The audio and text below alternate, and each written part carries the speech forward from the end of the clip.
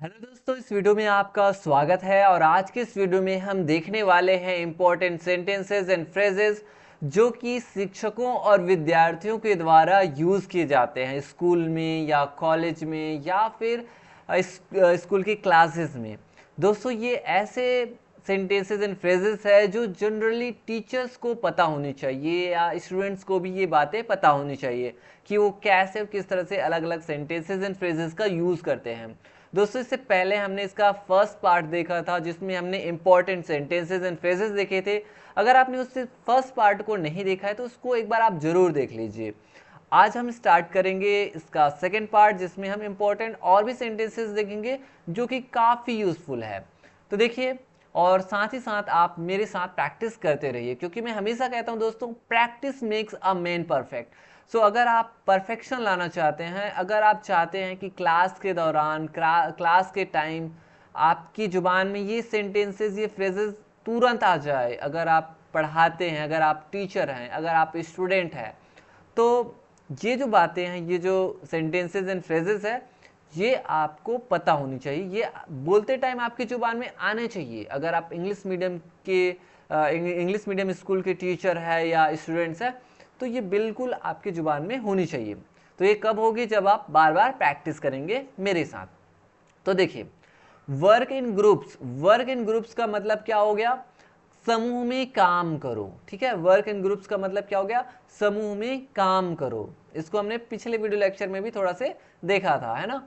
Stop talking, stop talking का मतलब हो गया, जैसे बच्चे बात कर रहे होते हैं क्लास में तो आप बोलते हैं ना स्टॉप टॉकिंग, यानी बात करना बंद करो, बात करना बंद करो। या स्टॉप टू टॉक ऐसा भी बोल सकते हैं। Okay, stop talking. Okay, don't talk मतलब बात मत करो। कीप क्वाइट, शांत रहो, है ना। इस तरह के सेंटेंसेस फ्रेजेस हम यूज करते हैं। स्टार्ट राइटिंग, स्टार्ट राइटिंग, जैसे कई बार हम बोलते हैं ना स्टॉप टॉकिंग, स्टार्ट राइटिंग, दोनों को एक साथ यूज कर लेते हैं। बातें करना बंद करो, लिखना स्टार्ट करो, यानी लिखना प्रारंभ करो या शुरू करो। ठीक है, तो इसका भी यूज करते हैं। स्टॉप राइटिंग, अगर आपको राइटिंग को भी स्टॉप करवाना है, कई बच्चे क्या है पढ़ा रहे होते हैं तो वो भी लिख रहे होते हैं, तो क्या करना है, क्या बोलना है? स्टॉप राइटिंग, यानी लिखना बंद करो। Time is up, time is up का मतलब है समय समाप्त हो गया, टाइम इज अप। या टाइम इज ओवर का भी यूज कर लेते हैं, जैसे time is over, your time is over, आपका समय समाप्त हो गया। योर टाइम इज ओवर या time is over. Okay, collect the notebooks, collect the notebooks, जैसे हमें कॉपी चेक करनी होती है तो हम जो है बच्चों को बोलते हैं ना कलेक्ट द नोटबुक्स, मतलब नोटबुक्स यानी कॉपियाँ, कॉपियाँ इकट्ठा करो। जैसे कोई कैप्टन रहता है क्लास में तो हम बोलते हैं ना आप जो है कॉपी कलेक्ट करो, तो बोलोगे कलेक्ट द नोटबुक्स। तो ये जो है सेंटेंसेस फ्रेजेस इस तरह के यूज होते हैं। डिस्ट्रीब्यूट द पेपर्स, जैसे एग्जाम चल रहा होता है तो बोलते हैं ना डिस्ट्रीब्यूट द पेपर्स, इसका मतलब है पर्चे बांट दो। क्या बोलोगे? पर्चे बांट दो या पेपर्स को बांट दो, डिस्ट्रीब्यूट द पेपर्स। इसी को अगर अब बोलना है कि बच्चों के बीच में पेपर बांट दो तो क्या बोलोगे? Distribute the papers among the students. Among का यूज कर देना बस, और कुछ नहीं है। ऐसी जोड़ जोड़ के आपको बोलने आना चाहिए। तो नॉर्मल जो सेंटेंसेस है, फ्रेजेस है, वो आपको पता होने चाहिए, फिर आप लंबा सेंटेंस भी बना सकते हो। Distribute the papers among the students, among the students यानी स्टूडेंट्स के बीच में, यानी विद्यार्थियों के बीच में क्या करो आप? पर्चे को या पेपर्स को बांट दो। Is everyone ready, is everyone ready का मतलब है क्या हर कोई या क्या सभी तैयार है? इज एवरीवन रेडी, अगर बोलना है यस हर कोई तैयार है या सभी तैयार है तो आप बोलोगे यस एवरीवन इज रेडी, बोलोगे यस एवरीवन इज रेडी। या आप बोल सकते एवरीबडी इज रेडी या all is ready, all are ready, all students are ready, ऐसा आप बोल सकते हैं। Let's start the lesson, let's start the lesson का मतलब है चलिए पाठ शुरू करते हैं। जैसे आप कोई काम कर रहे होते हैं, उसके बाद आप बोलते हैं चलो अब लेसन स्टार्ट करते हैं, चलो लेसन अब प्रारंभ करते हैं, पाठ प्रारंभ करते हैं, तो आप बोलोगे let's start the lesson, let's start the lesson, चलिए पाठ शुरू करते हैं। Turn the page, turn the page का मतलब है पृष्ठ पलटी। जैसे पेज पढ़ा रहे होते हैं तो उसके बाद फिर बोलते हैं ना कि अब जो है ना ये पेज वाला हमने पढ़ लिया, अब क्या करो? आप पेज को टर्न करो, यानी कि आप पेज को पलटो, तो आप बोलोगे turn the page. Read aloud, जैसे रीड स्लोली का मतलब है धीरे पढ़ो, वैसे आपको कई बच्चे क्या एकदम धीरे धीरे पढ़ते हैं तो उसको बोलना होता है रीड अलाउड, जोर से पढ़ो, रीड अलाउड, जोर से पढ़ो। और कई बच्चे जैसे चीटिंग करते हैं एग्जाम के टाइम में तो आप बोलोगे डोंट चीट, डोंट चीट, नकल मत करो, डोंट चीट। दूसरे की नकल मत करो अगर जैसे बोलना है तो क्या हो जाएगा डोंट चीट अदर्स, क्या हो जाएगा डोंट चीट अदर्स। दूसरे की नकल मत करो, don't cheat others. Don't fight, don't fight मतलब हो गया झगड़ा मत करो, डोंट फाइट। या फिर हम जैसे बच्चे जैसे झगड़ा करते हैं तो उसके लिए हम क्वेरल यूज कर लेते हैं, ठीक है, तो डोंट क्वेरल, ऐसा भी आप बोल सकते हैं, डोंट फाइट, डोंट क्वेरल। और सीट प्रॉपरली, जैसे कई बच्चे क्या करते हैं एकदम अपने घर टाइप का बैठ जाते हैं तो उसे हमें बोलना होता है कि अरे ठीक से बैठो, तो बोलोगे सीट प्रॉपरली, क्या बोलोगे सीट प्रॉपरली। सीट प्रॉपरली का मतलब है कि ठीक से ठीक से जो है बैठो, है ना। और जैसे आपको बोलना है stand in a line, stand in a line का मतलब है एक लाइन में खड़े हो जाओ, स्टैंड इन अ लाइन मतलब है एक लाइन में खड़े हो जाओ। या stand in a row, in a रो का मतलब हो गया कि एक पंक्ति में खड़े हो जाओ, stand in a row. Stand in a रो का मतलब है एक पंक्ति में, एक लाइन में मतलब एक पंक्ति में खड़े हो जाओ, stand in a line, stand in a row, ठीक है। Wait for your turn, wait for your turn का मतलब है अपनी बारी का इंतजार करो। जैसे कई बच्चे अपनी बारी का इंतजार करते हैं ना क्वेश्चन के लिए या जो भी चीजें हैं, या कोई चीज आप डिस्ट्रीब्यूट कर रहे होते हो तो बोलते हो वेट फॉर योर टर्न। या अगर आप रीडिंग करा रहे हो बच्चों से तो सबको बारी बारी से रीडिंग कराओगे, है ना, तो आप बोलोगे वेट फॉर योर टर्न, यानी अपनी बारी का इंतजार करो, wait for your turn. Don't shout, don't shout का मतलब है चिल्लाओ मत या चिल्लाना मत, डोंट शाउट। जैसे कई बच्चे बहुत ज्यादा चिल्लाते हैं तो बोलते हैं डोंट शाउट। जैसे और भी चीजें हैं, जैसे कोई कोई अगर जैसे डांट रहा होता है किसी को तो आप बोलोगे डोंट स्कॉल्ड। स्कॉल्ड का मतलब क्या होता है, स्कॉल्ड का मतलब होता है डांटना, ठीक है। अगर आपको बोलना है कि मुझे मत डांटिए, प्लीज मुझे मत डांटिए, तो आप बोलोगे प्लीज डोंट स्कॉल्ड मी, ऐसा आप बोल सकते हैं, ओके। और येल का मतलब भी होता है चिल्लाना ही होता है, YELL, ठीक है। तो इस तरह से अलग अलग आप वर्ड्स का यूज कर सकते हैं। कीप क्वाइट, कीप क्वाइट का मतलब क्या होता है शांत रहो, क्या होता है शांत रहो, कीप क्वाइट। या बी साइलेंट या साइलेंस प्लीज भी बोल देते हैं, ठीक है। Take out your pencil, take out your pencil का मतलब है अपनी पेंसिल निकालो, टेक आउट योर पेंसिल, अपनी पेंसिल निकालो। टेक आउट योर पेन मतलब अपना पेन निकालो। टेक आउट योर बुक यानी अपनी बुक निकालो, अपनी पुस्तक निकालो। तो ऐसा आप यूज कर सकते हैं। जैसे कई बच्चे बैग में रखे रहते निकालते नहीं है तो बोल देते हैं take out your pencil, take out your pen, take out your book, okay. Sharpen your pencil, जैसे पेंसिल शार्प नहीं हुआ है तो आप बोलते हैं ना sharpen your pencil. Sharpen your pencil का मतलब है अपनी पेंसिल तेज करो, शार्प करो, ठीक है। शार्पन योर पेंसिल यानी अपनी पेंसिल तेज करो। Don't throw paper, don't throw paper का मतलब है कागज मत फेंको। क्या है बच्चे क्लास में अक्सर जो है कागज फेंकते रहते हैं तो आप बोल सकते हैं don't throw paper. Don't throw paper का मतलब हो गया कि कागज मत फेंको। या फिर डोंट थ्रो पेपर्स भी बोल देते हैं। Clean the black board, clean the black board का मतलब है ब्लैक बोर्ड साफ करो। या फिर इरेज द बोर्ड भी बोल देते हैं। तो क्लीन द ब्लैक बोर्ड, आजकल तो व्हाइट बोर्ड चलने लग गया है तो आप बोल सकते हैं clean the white board, okay. Switch off the lights यानी लाइट बंद कर दो, switch off the lights. Switch on the fan, switch on the fan का मतलब हो गया पंखा चालू करो। अगर आपको दरवाजा खोलने के लिए बोलना है तो बोलना है ओपन द डोर। खिड़की खोलने के लिए बोलना है तो ओपन द विंडो यानी खिड़की खोल दो, दरवाजा खोल दो। बंद कर दो तो क्लोज का यूज करोगे, क्लोज द डोर यानी दरवाजा बंद कर दो, ठीक है। कितना इजी है, ऐसे सेंटेंसेस का आपको यूज करना क्लास में। अगर आप स्टूडेंट्स है, अगर आप स्टूडेंट है, अगर आप एक टीचर है ना, कितना यूजफुल है। देखिए अगर आप चाहे तो इस सेंटेंसेस को और बड़ा कर सकते हैं। क्लोज द डोर हो गया, इसको हमने देखा भी जस्ट, है ना। ओपन द विंडो खिड़की खोलो हो गया। Don't run in the corridor, don't run, जैसे कई बच्चे क्या करते हैं कॉरिडोर में दौड़ने लगते हैं। गलियारा जो बना होता है ना, बरामदा गलियारा, उसमें क्या करते हैं बच्चे दौड़ते हैं तो उसको बोलते हैं don't run in the corridor, don't run in the corridor. Line up for assembly, assembly जैसे असेंबली करते हैं, जैसे प्रार्थना होती है तो प्रार्थना के लिए क्या करते हैं बच्चे लाइन में लगते हैं, तो आप बोल रहे हैं line up for the assembly, ठीक है। तो प्राइवेट स्कूल्स में ही होता है assembly. Line up for assembly का मतलब है प्रार्थना के लिए लाइन में लगो। Bring your lunch, bring your lunch का मतलब है अपना टिफिन लाओ या अपना लंच लाओ, bring your tiffin, bring your lunch, okay. Share your lunch का मतलब है शेयर, शेयर मतलब शेयर करना, साझा करना, अपना टिफिन साझा करो, share your lunch, share your lunch. Take out your eraser, take out your eraser का मतलब है अपना अपनी जो रबर है उसको निकालो, अपनी रबर निकालो, टेक आउट योर इरेजर। अगर आपको बोलना है कि बैग से अपना इरेजर निकालो या अपनी जो रबर है उसको निकालो, तो किसका यूज करोगे, फ्रॉम का यूज करोगे। फ्रॉम जैसे आप बोलना है फ्रॉम द बैग, ठीक है। जैसे आपको बोलना है कि बैग से अपना इरेजर यानी अपनी जो रबर है उसको निकालो, बैग से अपनी रबर निकालो। अगर आप बोलना है तो बोलोगे take out your eraser from the bag, okay.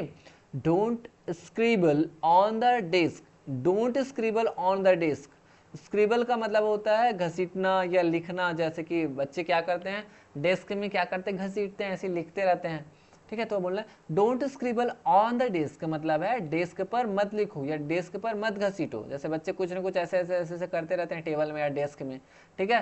Raise your doubts, raise your doubts का मतलब है अपने संदेह बताओ, रेज योर डाउट्स, अपना संदेह है, अपना जो डाउट्स है ना, शंका संदेह है उसको बताओ या रेज करो, आगे उठाओ, ऊपर उठाओ, रेज योर हैंड्स बोलते हैं ना, वैसे ही डाउट्स को आप क्या करो बताओ। Don't disturb others, don't disturb others का मतलब है अन्य को डिस्टर्ब मत करो यानी दूसरों को परेशान मत करो, डोंट डिस्टर्ब अदर्स। अगर आपको बोलना है कि उनको पढ़ने दो तो लेट का यूज करेंगे, जैसे कि हमने पिछले वीडियो लेक्चर में ऑलरेडी देखा हुआ है, लेट अदर्स रीड, अन्य को पढ़ने दो तो बोलोगे लेट अदर्स, ठीक है, आर एस हो जाएगा, others read. Let others read मतलब हो जाएगा, लेट का हम यूज करते हैं किसी को कुछ करने देने के लिए, लेट अदर्स रीड का मतलब होता है कि दूसरों को पढ़ने दो, let others read, let me read, let him read, ऐसा। तो डोंट डिस्टर्ब अदर्स, दूसरों को परेशान मत करो। हेल्प योर फ्रेंड्स, अपने दोस्तों का, अपने दोस्तों की मदद करो, हेल्प योर फ्रेंड्स, अपने दोस्तों का, अपने दोस्तों की मदद करो। Complete your work, complete your work का मतलब है अपना काम पूरा करो, कंप्लीट योर वर्क। नेक्स्ट देखिए submit the assignment, submit the assignment का मतलब है असाइनमेंट जमा करो, असाइनमेंट जमा करो, submit the assignment. Prepare for the test, prepare for the test का मतलब है कि टेस्ट के लिए यानी परीक्षा के लिए तैयारी करो, प्रिपेयर फॉर द टेस्ट। वैसे ही the bell has rung, the bell has rung का मतलब है घंटी बज गई है, द बेल हैज रंग, या अगर आपको बोलना है कि घंटी बजाई गई है, द बेल हैज बीन का यूज करोगे, यहाँ पे हैज के बाद बीन, घंटी बजाई गई है या घंटी बजाई जा चुकी है, ऐसा अगर आपको बोलना है तो पैसिव वॉइस में बोलना पड़ेगा। द बेल हैज बीन रंग, घंटी बज गई है, द बेल हैज रंग। तो ये रिंग, रैंग, रंग थर्ड फॉर्म का यूज कर रहे हैं यहाँ पे, क्योंकि प्रेजेंट परफेक्ट टेंस यहाँ पे शो कर रहे हैं, ठीक है। तो फर्स्ट फॉर्म हो जाता है, फर्स्ट फॉर्म हो जाती है रिंग यानी बजाना, घंटी बजाना, उसके बाद second form rang, and third form क्या है रंग। तो रंग का हमने यूज किया थर्ड फॉर्म का। Pack your bags, pack your bags का मतलब क्या होता है अपना बैग पैक करो, pack your bags. Don't waste your time यानी अपना टाइम वेस्ट मत करो, बर्बाद मत करो। Wait for the teacher, wait for the teacher का मतलब है शिक्षक का इंतजार करो। कई बार क्या होता है कि शिक्षक लेट से आते हैं तो बोलते हैं ना wait for the teacher, wait for me, मेरा इंतजार करो। और जैसे आप बोलना वेट फॉर माई फ्रेंड, मैं मेरे फ्रेंड का इंतजार करो, वैसे। Great your teacher, great your teacher का मतलब है अपने शिक्षक को नमस्ते करो, ग्रेट करो। ग्रेट मतलब होता है अभिवादन करना, अपने शिक्षक को, अपने शिक्षक का अभिवादन करो या अपने शिक्षक को अभिवादन करो, तो हो जाएगा ग्रेट योर टीचर, ठीक है। तो अभिवादन अलग अलग टाइप से हम करते हैं, मॉर्निंग में जैसे good morning, good morning sir, good morning ma'am, दोपहर में good afternoon sir, good afternoon ma'am, वैसे ही शाम के टाइम गुड इवनिंग मैम, ऐसा गुड इवनिंग सर, है ना। वैसे ही और भी चीज़ें हैं, जैसे अगर आपको बोलना है कि कभी भी आप बोल सकते हैं हेलो का यूज़ कर सकते हैं, आपको देखना नहीं पड़ेगा हेलो सर, हेलो मैम। आप चाहे तो नमस्ते का भी यूज़ कर सकते हैं, नमस्ते हिंदी में भी इंग्लिश में भी दोनों में जो है ये यूज़ किया जा सकता है। वैसे ही अगर आप चाहे तो नमस्कार का यूज़ कर सकते हैं। नमस्कार ऐसा कि ऑलराउंडर है, मिलते टाइम भी नमस्ते और विदाई के टाइम भी नमस्कार, मतलब नमस्कार को हम मिलते टाइम बोलते हैं नमस्कार सर, और जैसे न्यूज़ में देखते हो ना तब तक के लिए नमस्कार ऐसा करके बोलते हैं। तो नमस्कार ऑलराउंडर है, सब जगह यूज़ कर सकते हैं और सुबह शाम दोपहर कभी भी यूज़ कर सकते हैं। अब देखते हैं नेक्स्ट, ठीक है। नेक्स्ट और क्या है, सीट इन योर प्लेस। जैसे कई बच्चे अपनी जगह पे नहीं बैठे रहते तो आप बोल देंगे सीट इन योर प्लेस, यानी अपनी जगह बैठो, अपनी जगह बैठ जाओ, seat in your place. Don't make a noise, don't make a noise का मतलब शोर मत करो, don't make a noise. Be attentive, सतर्क रहो। गुड आफ्टरनून एवरीवन, यानी सब नमस्कार सभी को दोपहर के time. Good evening ma'am, good evening sir, यानी गुड इवनिंग सर मतलब शुभ संध्या मैम, शुभ संध्या सर, है ना। संध्या के टाइम, शाम के टाइम 5 बजे के बाद। यानी कि देखिए 3 भाग में डिवाइड करते हैं। एक जो है मॉर्निंग से लेकर के, सुबह से लेकर के दोपहर के 12 बजे से पहले आप बोलना है मॉर्निंग। अब दोपहर 12 बजे से लेकर के 5 बजे से है ना, दोपहर के 12 बजे से लेकर के 5 बजे से पहले तक, ठीक है। 12 से लेकर के 5 तक आफ्टरनून, और 5 जैसे बजा 5 के बाद इधर इधर, तो ये हो जाता है इवनिंग। तो ये मॉर्निंग, फिर आफ्टरनून, फिर उसके बाद इवनिंग, ऐसा आपको यूज़ करना है। विदाई के टाइम गुड नाइट, वैसे good day to you sir, good day to you ma'am, morning में जैसे विदा ले रहे हैं तब। See you tomorrow, see you tomorrow का मतलब है कल मिलते हैं, कल मिलते हैं, ठीक है। सी यू टुमारो। वैसे thank you sir, thank you teacher यानी धन्यवाद शिक्षक। वेलकम स्टूडेंट्स यानी स्वागत है विद्यार्थियों। हैव अ नाइस डे, आप बोल सकते हैं आपका दिन शुभ हो। Have a great day, have an awesome day, have a rainy day यानी आपका दिन रेनी से भरा हो। हैव अ सनी डे, ऐसा आप तरह तरह के जो है सेंटेंसेस आप यूज़ कर सकते हो, वर्ड्स यूज़ कर सकते हो। टेक केयर यानी ध्यान रखना। You may go now, you may go now का मतलब है अब आप जा सकते हैं। यू मे गो नाउ, अब आप जा सकते हैं। क्लास इज ओवर यानी क्लास जो है वो समाप्त हो गई है, क्लास इज ओवर।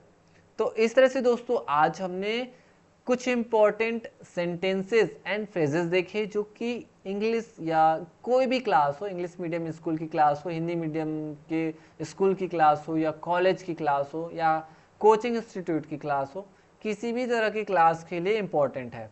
दोस्तों अगर आप एक टीचर है, अगर आप एक स्टूडेंट है, तो ये जितने भी सेंटेंसेस एंड फ्रेजेस आज हमने जो देखे हैं वो काफ़ी इंपॉर्टेंट है, ये काफ़ी आपके लिए हेल्पफुल होने वाला है। दोस्तों अगर आप चाहते हैं कि ये आपकी हैबिट में आए, अगर आप चाहते हैं कि ये आपके बोलते टाइम, क्लास के टाइम ये आपके माइंड में आता रहे, तो आप ज़्यादा से ज़्यादा यूज़ करिए, क्योंकि आप जितना ज़्यादा यूज़ करेंगे ना उतना ज़्यादा ये आपके माइंड में, आपके टंग में आता जाएगा। तो बार बार प्रैक्टिस करिए, एक बार देख करके प्रैक्टिस करिए, बिना देखे प्रैक्टिस करिए, ताकि ये आपके टंग में रहे। दोस्तों ये न सिर्फ आपके कम्युनिकेशन स्किल को प्रभावी बनाएगा, इफेक्टिव बनाएगा, साथ ही साथ ये आपकी क्लास को भी काफ़ी इफ़ेक्टिव बनाने वाला है, जिससे आपकी जो क्लास है वो लगे कि हाँ ये इंग्लिश मीडियम के बच्चे हैं, या जो भी है इंग्लिश मीडियम की टीचर है ना। अगर आप हिंदी मीडियम में भी हैं तो भी आपको ये सेंटेंसेस पता होनी चाहिए, और ये आप धीरे धीरे यूज़ करिए, इस्तेमाल करिए। ज़्यादा नहीं, कम से कम 5 या 10 सेंटेंसेस या फ्रेजेस अपनी जेब पे लिख करके रखिए, है ना, 5 से 10, और उसको अपनी जेब पे रखे रहिए, और मुझे आज यूज़ करना ये आप सोच करके बैठिए और उसको आप यूज़ करते रहिए। तो दोस्तों ये तो था सेकेंड पार्ट, और आज हमने कंप्लीट कर लिया है, और भी हम सेंटेंसेस देखेंगे ही। तो मिलते हैं दोस्तों नेक्स्ट वीडियो लेक्चर में, तब तक के लिए थैंक यू।